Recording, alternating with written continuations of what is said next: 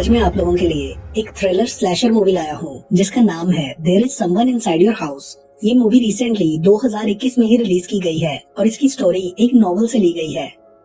Film के start में हम एक जैक्सन नामी लड़के को देखते हैं जो कि एक स्कूल स्टूडेंट होता है और अपनी गाड़ी पर स्कूल से घर आता है।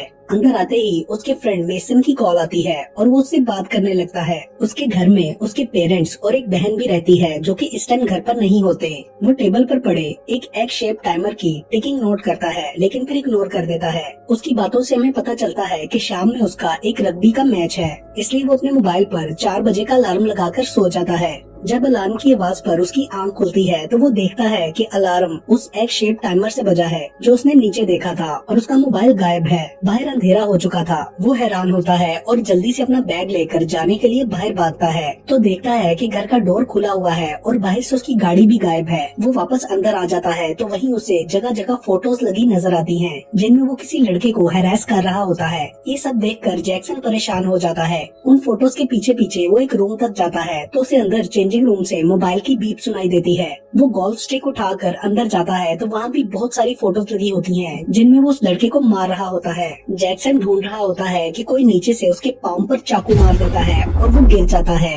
तभी एक लड़का सामने आता है जिसने जैक्सन की शक्ल वाला मास्क पहना होता है और वो जैक्सन को मार डालता है। फिर हम देखते हैं कि उस लड़के के हाथ में जैक्सन का मोबाइल होता है जिस पर उसके डैड की कॉल आ रही होती है। दूसरी तरफ उनके स्कूल ऑसबोर्न का मैच चल रहा होता है जहां जैक्सन के पेरेंट्स भी होते हैं। तभी वहां मौजूद सभी लोगों के मोबाइल्स पर एक वीडियो मैसेज आता है जिसमें जैक्सन कैलब नाम के एक लड़के को मार रहा होता है। ये जैक्सन का एक सीक्रेट था। वीडियो देख के सब लोग ग्राउंड में खेलते कैलब की तरफ देखने लगते हैं। थोड़ी देर बाद सब लोगों को पता चल जाता है कि जैक्सन को किसी ने मार डाला है। कुछ लोगों का ख्याल होता है कि क्योंकि कैलब गे है इसलिए जैक्सन ने उसे मारा था और फिर कैलब ने उसका बदला लेने के लिए जैक्सन को जान से मरवा दिया। आगे हम देखते हैं कि किलर ने कैसे जैक्सन की शक्ल वाला 3D मास्क बनाया था। उसको मारते वक्त उसने यही मास्क पहना हुआ था। अगले सीन में हम ऑसबोर्न स्कूल को देखते हैं जहां सब लोग जैक्सन के लिए सैड थे और उसके लिए चीजें ला रहे थे। सब लोग कैलब को कसूरवार समझ रहे थे। मेसन ने भी उसके लिए सॉन्ग गाया। फिर हम स्कूल की कैंटीन में स्टूडेंट्स के एक ग्रुप को देखते हैं जिसमें 5 फ्रेंड्स होते हैं,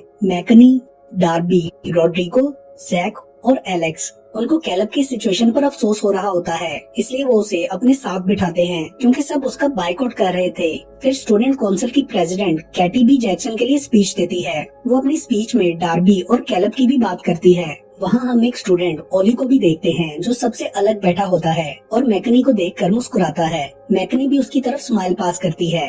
डार्बी को कैटी पर बहुत गुस्सा होता है और वो लोग जैक की गाड़ी में बैठकर ड्रग्स लेते हैं। अगले सीन में रात हो चुकी होती है और हम मैकनी को उसके घर में देखते हैं जहां वो अपनी दादी के साथ रहती होती है और वो दोनों बातें कर रहे होते हैं जिससे हमें पता चलता है कि मैकनी के साथ पास्ट में कोई हादसा हुआ था इसलिए वो लोग इस छोटे टाउन में शिफ्ट हुए थे। उसने अपना नाम बदला था और अब इस जैक्सन वाले इंसिडेंट की वजह से वो परेशान थी कि कहीं उसका राज भी ना खुल जाए।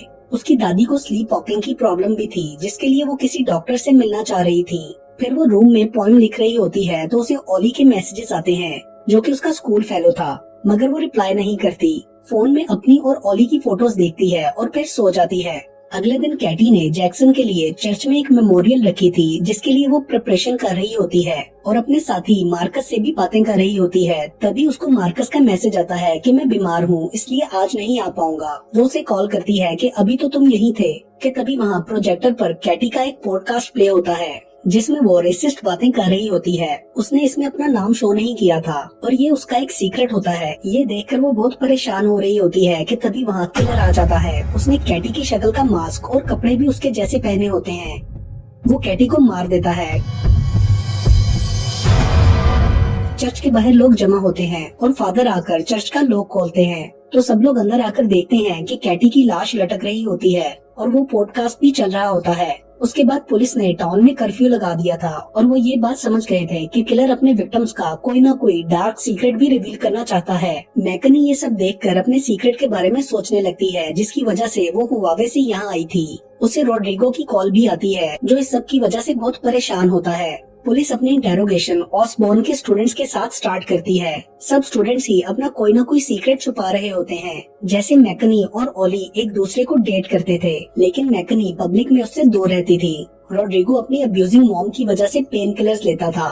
सब लोग इंटेरोगेशन रूम में होते हैं और बातें कर रहे होते हैं। जैक को लगता है कि ये मर्डर्स पुलिस खुद करवा रही है, क्योंकि उसके फादर टाउन में प्राइवेट सिक्योरिटी लाकर पुलिस डिपार्टमेंट खत्म करवाने लगे हैं। तभी पुलिस ऑफिसर जैक को बताता है कि तुम्हारे डैड ने लॉयर को भेजा है, इसलिए तुम्हारी इंक्वायरी नहीं होगी, तुम जा सकते हो। जैक बाहर आ जाता है और उसके डैड उसे वहाँ आने के लिए डांटते हैं। उन्हें ये भी पता चल जाता है कि जैक ने ड्रग्स लिए हैं। पुलिस स्टेशन में सिर्फ मैकनी और ओली रह जाते हैं, तो ओली उससे बात करता है और खुद को इग्नोर करने की वजह पूछता है। तो पुलिस ऑफिसर उनके पास आकर पूछता है कि क्या आप लोगों ने किसी को मेरी टेजर गन ले जाते हुए देखा है, जिससे हमें पता चलता है कि वो चोरी हो गई है। वो कहते हैं नहीं। तो फिर वो मैकनी को अंदर बुलाता है और उससे इंटेरोगेट करता है। फिर मैकनी और ओली वहाँ से निकल आते हैं और एक जगह रुककर गाड़ी में रोमांस करते हैं। फिर उनको पता लगता है कि जैक ने एक सीक्रेट पार्टी थ्रो की है और सब स्टूडेंट्स उसके घर इकट्ठे होते हैं। वहाँ पर सब लोग अपने सीक्रेट्स रिवील कर रहे होते हैं ताकि किलर उनके पीछे न आए,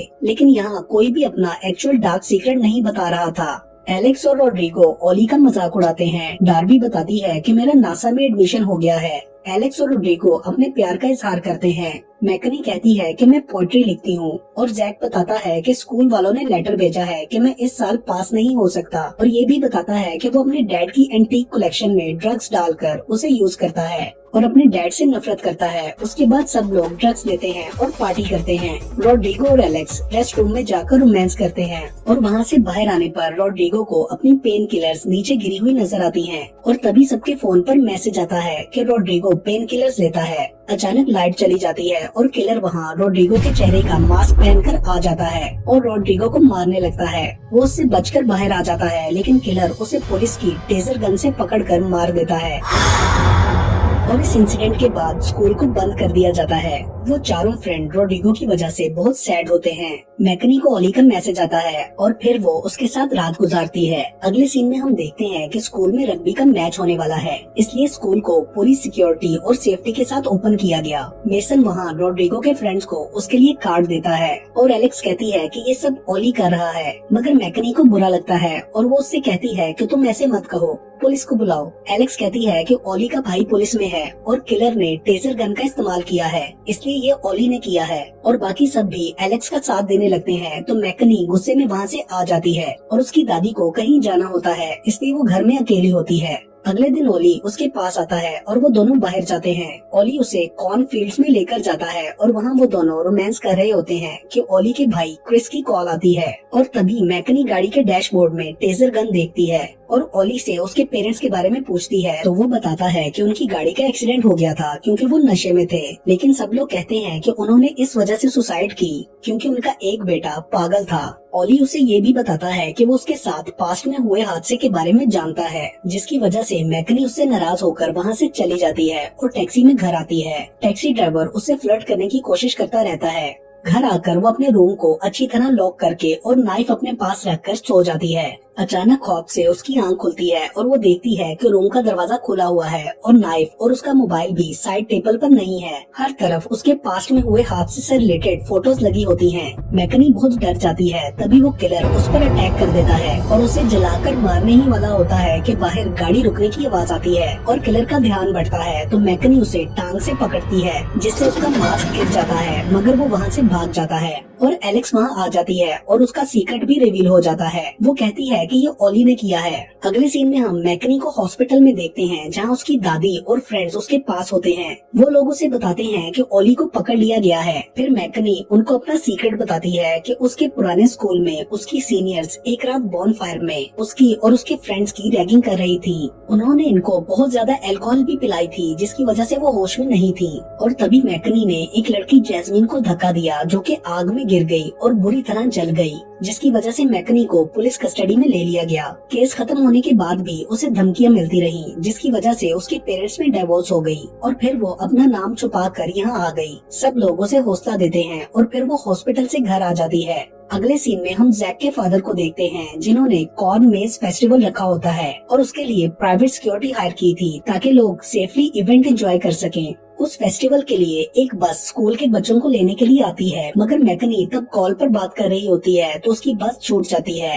फिर वो वहाँ अपने फ्रेंड्स का वेट कर रही होती है तो उसे ओली आता हुआ नजर आता है। वो भागकर स्कूल के अंदर चली जाती है। वहाँ कैलब उसे टकराता है और वो उसे हक करती है कि तभी किलर कैलब को पीछे से चाकू मारता है और फिर वहाँ से चला जाता है। उसी वक्त ओली वहाँ आकर एम्बुलेंस को कॉल करता है और तभी एलेक्स और डार्बी भी वहाँ आ जाती हैं। मैकनी सोचती है कि किलर अब जरूर कॉर्न मेज में जाएगा और दूसरी तरफ हम देखते हैं कि किलर वाकई में कॉर्न मेज को आग लगाने लगा है। वो लोग सब ओली की गाड़ी में कॉर्न मेज के लिए निकलते हैं। मैकनी ओली से सॉरी करती है और तभी उनको कॉर्न मेज में लगी आग नजर आती है। फिर उनको जैक की कॉल आती है कि यहाँ आग लगी है और मेरे डैड अंदर हैं, तुम लोग जल्दी से आ जाओ। ओली अपनी गाड़ी आग में घुसा देता है ताकि लोगों को बचा सके। वो लोग रास्ता बनाकर गाड़ी से नीचे उतर आते हैं। ओली वो चाकू और टेजर गन भी साथ रख लेता है। एलेक्स और डार्बी लोगों को बाहर निकालने में मदद करने लगती हैं और ओली और मैकनी जैक को ढूंढने लगते हैं। तभी उन्हें किलर नजर आता है जो जैक के फादर को मारने वाला होता है और इससे पहले कि वो उन्हें बचा पाते किलर उनको मार डालता है और फिर वो अपना मास्क हटाता है तो हम देखते हैं कि वो जैक था। वो अपनी लाइफ और अपने डैड से नफरत करता था क्योंकि वो अपनी लाइफ अपनी मर्जी से नहीं जी पा रहा था, इसलिए वो ऐसे लोगों को मारने लगा जो अपनी लाइफ में सीक्रेट्स रखते थे।